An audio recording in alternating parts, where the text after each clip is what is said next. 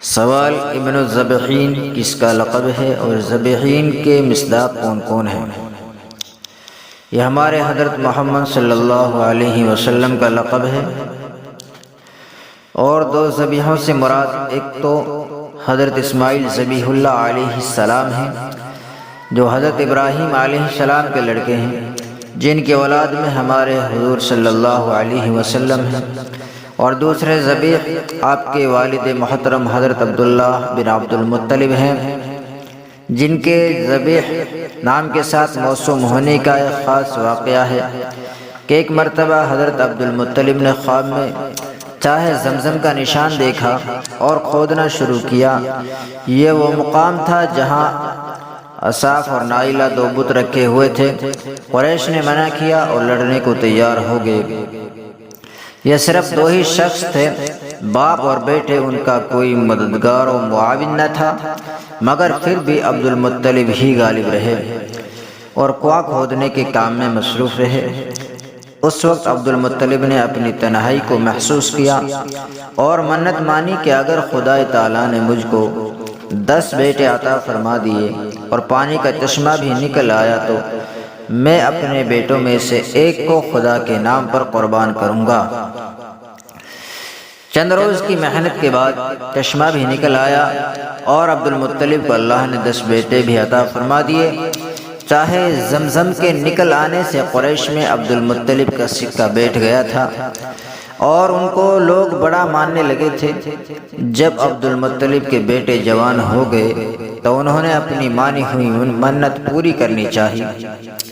سب بیٹوں کو لے کر کعبہ میں گئے اور حبل نامی بت کے سامنے قرعہ اندازی کی۔ اتفاق کی بات کہ قرعہ کا تیر سب سے چھوٹے بیٹے حضرت عبداللہ کے نام نکلا، جو عبد المطلب کو سب سے زیادہ عزیز تھا۔ عبد المطلب چونکہ اپنی نظر کو پورا کرنا چاہتے تھے، مجبوراً عبداللہ کو ہمراہ لے کر قربان گاہ کی طرف چلے۔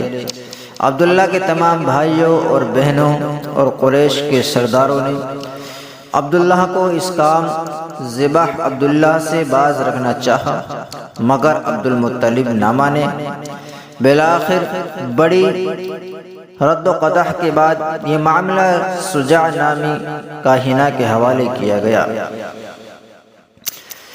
اس نے کہا کہ تمہارے یہاں ایک آدمی کا خون بہہ جانا 10 اونٹوں کے برابر ہے، پس تم ایک طرف 10 اونٹ اور ایک طرف عبداللہ کو رکھو اور قرعہ ڈالو۔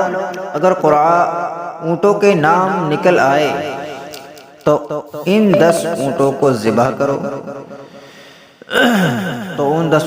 ذبح کر دو، اور اگر قرعہ عبداللہ کے نام پر آئے تو 10 اور بڑھا کر 20 اونٹ عبداللہ کے بالمقابل رکھو اور پھر قرعہ ڈالو۔ اسی طرح ہر مرتبہ 10 بڑھاتے جاؤ یہاں تک کہ قرعہ اونٹوں کے نام پر آ جائے۔ چنانچہ ایسا ہی کیا گیا اور قرعہ عبداللہ ہی کے نام پر نکلتا رہا، یہاں تک کہ جب اونٹوں کی تعداد 100 ہو گئی تب اونٹوں کے نام قرعہ آیا۔ عبد المطلب نے اپنی تسکین خاطر کے لیے 2 مرتبہ پھر قرعہ ڈالا اور اب ہر مرتبہ اونٹوں ہی کے نام قرعہ نکلا۔ وہ 100 اونٹ ذبح کیے گئے اور عبداللہ کی جان بچ گئی۔ اس وقت سے ایک آدمی کا خون بہا۔ قریش میں 100 اونٹ مقرر ہوئے۔ اسی وجہ سے حضرت عبداللہ ذبیح ثانی کے مصداق ہیں تاریخ اسلام۔